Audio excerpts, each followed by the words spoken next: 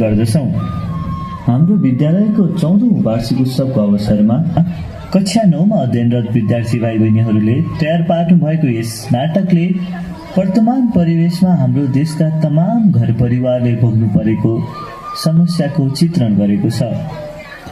स्वदेशको सुखभन्दा विदेशको सङ्घर्ष मन पराउने आजको युवा पुस्ता अनि जति नै छोराछोरी भए पनि बुढेसकालको सहारा कोही नभएर दिन दिँदै एक्लिँदै गएका वृद्ध आमा बुवाको पीडालाई यो समय पीडा नाटकले जस्ताको त्यस्तै उतार्ने प्रयास गरेको छ। आउनुहोस् हामी सबैजना नाटकतिर लागौँ।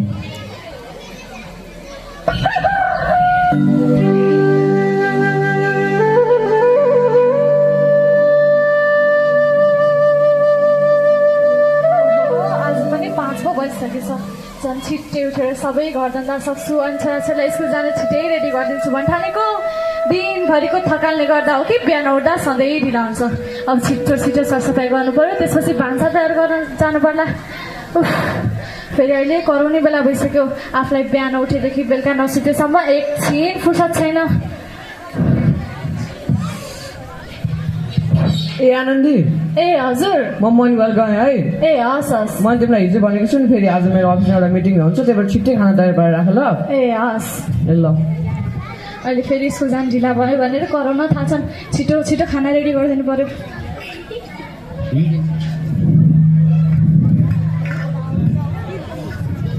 ए छोराछोरी हो। हजुर मम्मी। ल ल खाना खाना आऊ त, खाना रेडी भयो। फेरि अहिले स्कुल जान ढिला हुन्छ नि। अस्ति पनि स्कुल बस छुटेर त्यस्तो खाना भयो, थाहा होला नि। छिटो छिटो खाना खाना आऊ है, मैले पस्किसकेँ नि। हस् मम्मी, आयौँ।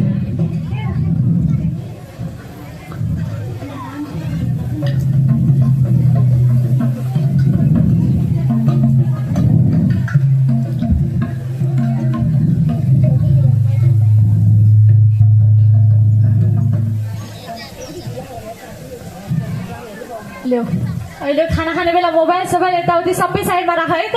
हस् मम्मी।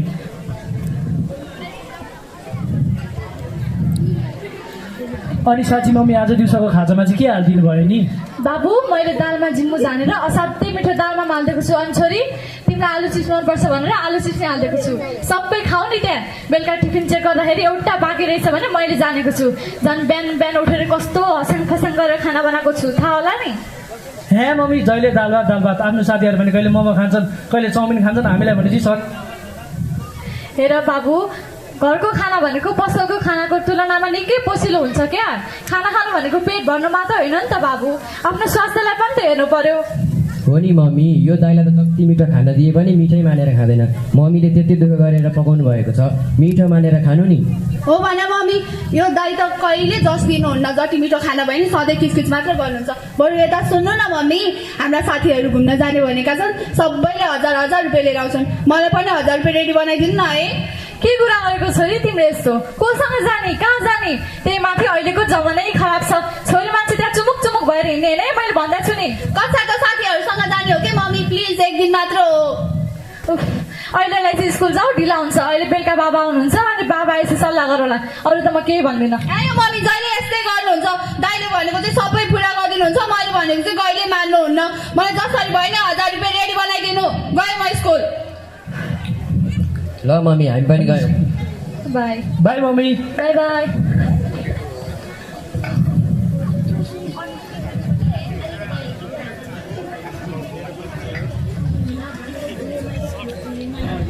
आज त मनिगलमा लास्ट रमाइलो भयो।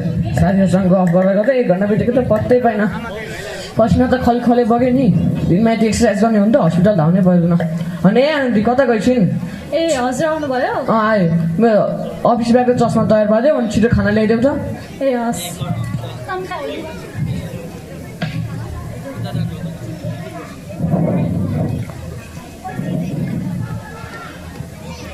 लिनुहोस् हजुर खाना।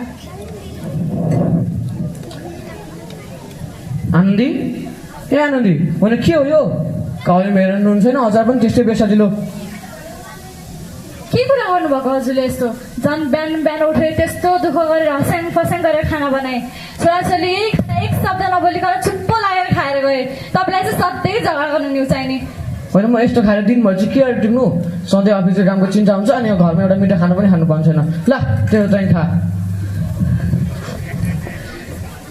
जसलाई जति गरे पनि सुख छैन झन् बिहान बिहान उठेर के खानुहुन्छ होला के गर्नुहुन्छ भने सबै ठिक्क पारेर खाना तयार गरिदिए सधैँ अब्जस मात्रै सबैजना आफ्नो काममा लागिहाले म पनि आफ्नै काममा लाग्नु पर्यो फेरि अहिले फुर्सद भएको बेला आफ्नो काम सकेन भने मैले कहिले भ्याउँदिनँ फेरि अहिले 4 बजे मम्मी भन्दै आइपुगिहाल्छन् तिनीहरूकै स्याहार सुसार गर्दा गर्दा मेरो समय सबै बितिहाल्छ उता लुगा पनि भिजाएको छ तल्लो गरे शैलीलाई खोर्सानी गोड्न बोलाएको छु उफ कहाँ चाहिँ भ्याउनु र भगवान्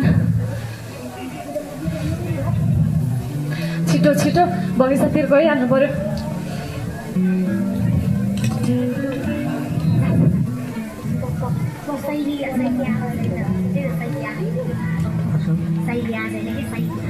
ए साइली ल ल भोलि भेटौँ ल अहिलेलाई चाहिँ गएँ है ल उफ, धन्न त्यो तल्ला गरे शैली आइतिर एउटा काम भए पनि सक्यो यो वर्ष खोर्सानीलाई केही चिन्ता छैन लटरम्मै फलिहाल्छ टन्न अचार बनाएर राख्छु वर्षभरिलाई पुगिहाल्छ उफ यो पत्रिका नपढेको पनि कति भइसकेछ देश विदेशमा के घटना घटिसक्यो होला यसो हेर्नु पर्यो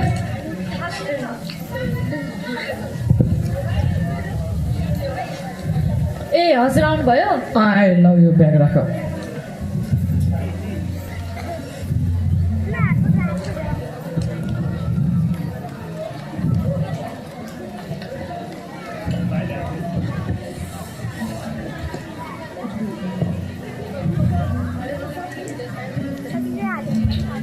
अनि आजको मिटिङ कस्तो भयो त राम्रै भयो उनीहरू हाम्रो कम्पनीमा लगानी गर्न तयार छन् अब भगवान्को कृपा हामीमाथि रह्यो भने हाम्रो कम्पनी पनि नेसनल इन्टरनेसनल कम्पनी बन्छ ए हो र अनि सुन्नुहोस् न हाम्रा छोराछोरीहरू पनि ठुला भयो नि है अनि कति छिटो हुर्किएका सधैँ अफिसको कामको बोझले छोराछोरी हुर्किएका त पत्तै पाइन अनि अर्को कुरा थाहा पाउनु भयो त्यो तल्ला घरे हरि काकाले आफ्नो छोरालाई 12 पास गराउने बित्तिकै विदेश पठाएर आएछन् नि त ए हो र कहिले पठाएछन् त मैले छिमेकी भएर पनि पत्तै पाइन त आज बिहान 15बाट आउँदा बाटोमा भेटेकी थिएँ आज एउटा राकारे त्यसकी सक्सेसले फुर्ती लाएर केही थिएन म त धेरै काम छ है दिदी म त गएँ भनेर आइहालेँ ए तिमी चिन्ता नगर न उनीहरूले आफ्नो छोरीलाई पठाएको भन्दा पनि हाम्रो छोरीलाई राम्रो देशमा पठाउनुपर्छ क्या आफूलाई त त्यो दिन कहिले आउला जस्तो भइसक्यो चिन्ता नगर न छिट्टै आउँछु त्यो दिन के छिट्टै आउँछ भन्नुभएको नि बाबु मम्मी के हुन्छ र तिमी पनि अब राम्रो देश जानुपर्छ टन्न पैसा कमाउनुपर्छ त्यसको लागि हजुरहरू चिन्ता नमान्नु न मेरो कलेजमा पढ्ने एउटा साथीले अस्ट्रेलिया आएको लागि आइएल्स पास गरेकी छिन् रे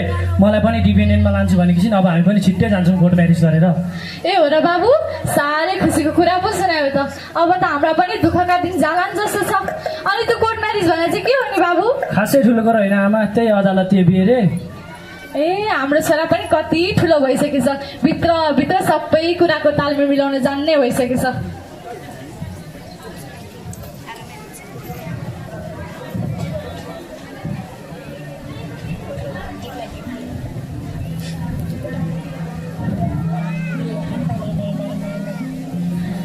बाबु तिमी पनि हामीलाई छोडेर जान लागिहाल्यौ एक रात कहीँ पठाएको थिएन एकछिन कहीँ गयो भने नि के खायो होला के गर्यो होला भनेर खुब मन पर्थ्यो अब त म के कसो गरेर बाँचुला र बाबु चिन्ता नमान्नु न आमा म बेला बेलामा भाइलाई फोन गरिहाल्छु नि ल दाइ राम्रोसँग जानु है ल भाइ ल आमाको ख्याल हुन्छ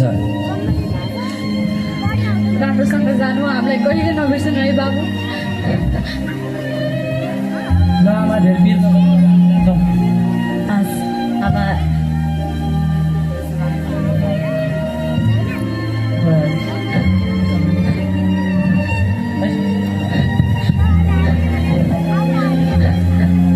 नरोस् न मम्मी दाइ विदेश गएर के भयो त हजुरको सेवा गर्ने म सधैँ छु नि बाबु आमाको मन चिन्ता त लागिहाल्छ नि बाबु एक रात कहीँ पठाएको थिएन एकछिन कहीँ गइहाल्यो भने के खायो होला कसो गर्यो होला भनेर खुब मन दुख्यो आफ्नो मुटुको टुक्रालाई आफूबाट टाढा लैजाँदा कुन चाहिँ आमाको मन दुख्दैन र बाबु हजुर चिन्ता नगर्नुहोस् न मम्मी हजुरको ख्याल राख्ने म छु दिदी हुनुहुन्छ हजुर के का लागि चिन्ता गर्नुहुन्छ ल मम्मी मलाई साथीहरूले एकछिन बल खेल्न आइज भनेका छन् म एकछिन बल खेलेर आउँछु है आमा ल बाबु ल छिट्टै आउने नि बेलुका हस् मम्मी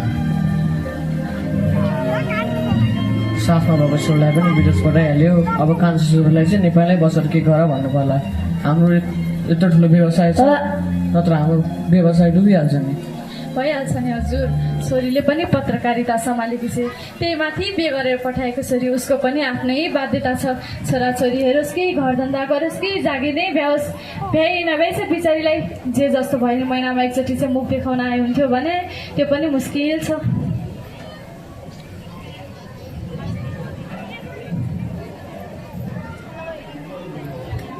उता छोरा अस्ट्रेलियामा।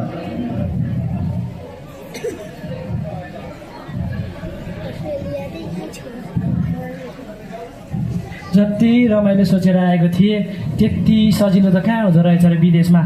भनेको जस्तो काम पाउन पनि गाह्रो, बल्ल बल्ल पाएको काम पनि माझ्ने चप्काउने र टल्काउने। अरे मेरो जिन्दगी पक्का खाना गएको बुढी झोलमै डुबेर मरि जस्तै भएको छ।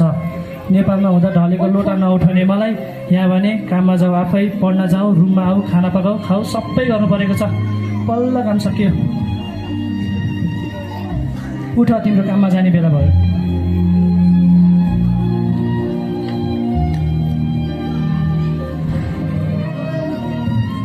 नेपालमा फोन नगरेको पनि कति भइसक्यो।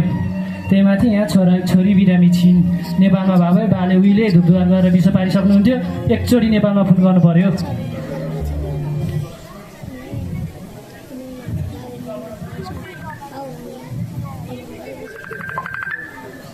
हो छोराको पो फोन आएछ त।